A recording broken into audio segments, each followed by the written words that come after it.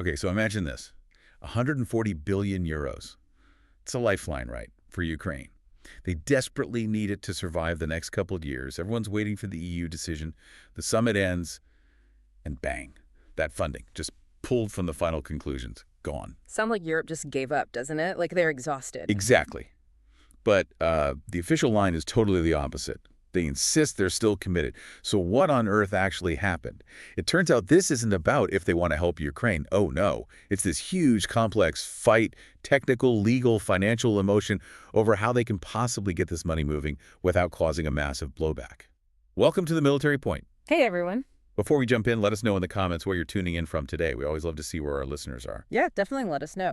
So our mission today is to, well, cut through some of that Brussels fog around the latest EU summit. We're really going deep on this controversial decision, the one to delay the final say on that massive $140 billion loan for Ukraine. The one backed by frozen Russian assets, right? That's the one. And the key thing for you, the listener, is this. The fight might sound technical, all legal jargon and finance structure, but the deadline, it's incredibly real and maybe even a bit terrifying. Okay, let's start with the official message then, because it did seem a bit mixed. You had Ursula von der Leyen, the Commission president, saying very clearly, Europe is not tired, ready to support Ukraine, which sounds positive. Absolutely positive messaging. But then where did the actual mechanism, the money part, vanish to? Right. So we need to understand they did agree on the big picture, the principle. Antonio Costa, the EU Council president, he confirmed it, said they made an important decision. Europe will back Ukraine financially through 2026 and 2027. So that commitment, it's solid, on paper at least. Okay, commitment's there. Yeah. But the how failed. We heard about this sort of dramatic moment where the actual reference to the loan was literally taken out of the final document after days of talks. If they agreed on the what, why did the how fall apart so, well, publicly? It's a careful dance, isn't it? Costa was very specific. No one vetoed anything today. So it wasn't like one country stood up and just said no. Yeah. Instead, what happened was leaders raised some really serious, complex technical problems. Think legal landmines, basically. Things that need careful checking before anyone signs off. Legal landmines. Okay. Yeah, and that's why the final decision got kicked down the road to the EU summit in December. But hang on, if they talked for days, why couldn't they sort those legal issues out then and there? It feels a bit like wordplay. If the conclusion gets pulled, isn't that kind of a veto anyway, just polite? Well, it really shows how deep the disagreement on the process goes. Von der Leyen put it quite well, I think. She said, we agree on what needs to be done. It is the replacement loan, but not how. Not how. Exactly. That is how it should be structured. Yeah. So they're fundamentally okay with using the frozen Russian money, but the second they started actually designing the legal framework to do it, whoosh, the whole structure revealed this massive vulnerability. Okay, so the what is agreed. Let's get into that technical problem then, the how. Because it seems like one country really dug its heels in and stopped the whole process, raising issues so big the EU just had to pause. That was Belgium, wasn't it? That was Belgium, exactly. Someone described it as a political tackle at knee height. Ouch. Yeah, basically a serious sudden block meant to stop everything right there.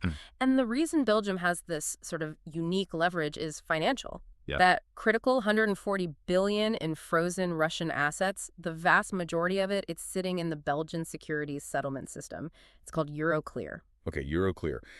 For listeners maybe not deep in high finance, what does that actually mean? Why does that give Belgium so much power here? Think of Euroclear as like Europe's giant financial plumbing system, a clearinghouse. It's where all these Russian assets, bonds, cash, bits of paper saying who owns what are physically held and registered. Got it. So because the money is physically, or at least legally, located in Belgium, the Belgian government, and specifically its prime minister, Bart de Wever, is the one who's most directly exposed if this whole plan goes sideways, legally and financially. Right. And Prime Minister de Wever sounds like he's definitely not keen on taking that risk alone. He's demanding, solid guarantees that Belgium won't be left carrying the can if it all blows up. Precisely. Solid guarantees. And he laid out some pretty scary dangers. What are they? What are the specific risks he's pointing to?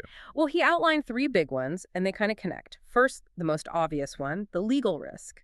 He warned Belgium would be exposed to enormous compensation claims from Russian companies or the Russian state if they take these assets and it gets challenged in court. That could be billions, a huge hit for the Belgian taxpayers. Okay, that makes sense. Legal battles, big money. But the second risk you mentioned sounded, well, a lot more direct than just lawsuits. He talked about actual Russian retaliation. Yeah, he was really explicit about that. He warned the other EU leaders straight up. If we take Putin's money, he will take our money. Wow. Well, De Wever detailed how it might work. Russia could just declare Belgian companies and other European firms working inside Russia bankrupt, and then just take them over, nationalize them, basically. Expropriation. So basically seizing private European businesses inside Russia. Exactly. And he presented this not as some vague possibility, but as a clear threat of state-level economic warfare. Is there a sense that maybe Belgium is, playing up the risk a bit to protect its status as a financial center? Or is this threat of Moscow hitting back against European businesses really that systemic, that real?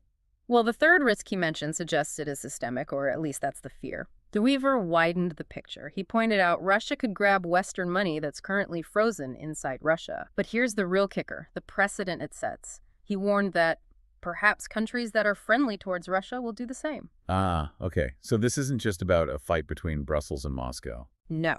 It's about potentially setting a global precedent. If the EU does this, could it open the door for other countries, maybe non-Western ones, to start seizing Western assets elsewhere in the world as a political tool? Wow. Okay, so this whole argument over how to structure the loan, it's actually about trying to build some kind of legal fortress, one strong enough to shield European assets everywhere from copycat seizures. So von der Leyen's team, they now have to figure out how to do that, satisfy Belgium, and, as she said, respect European legislation. That sounds tricky. Very tricky. They essentially need to invent something new, something that legally isolates Belgium and Euroclear from all that potential fallout.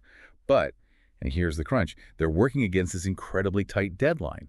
And it's not being set by EU politics this time. It's being dictated by Ukraine's desperate financial situation. Right. This brings us to the really urgent part. When does Ukraine actually need this money? Or whatever chunk of it they can realistically get. December is coming up fast. The urgency is just palpable.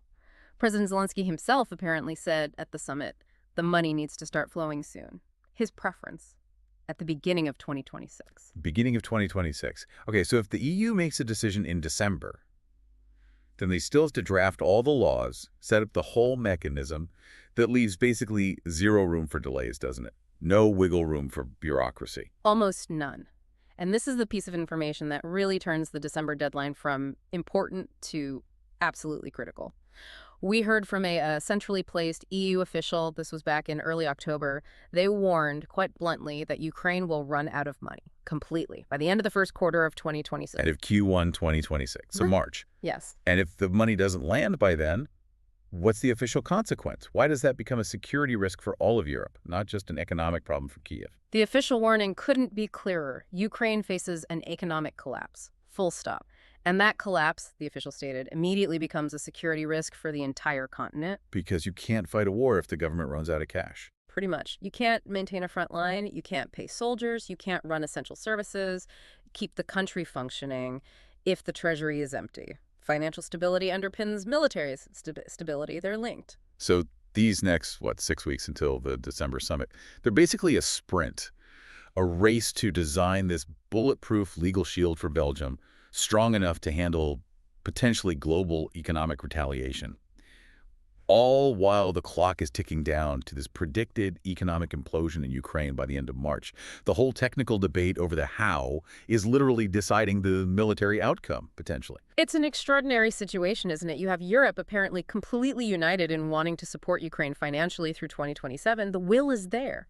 But the vital mechanism, the actual tool, this asset-backed loan that could prevent financial ruin, is stuck, grounded, because of these deep, really non-negotiable fears about massive economic payback, all centering on one country, Belgium. So the huge question hanging over that December summit is this.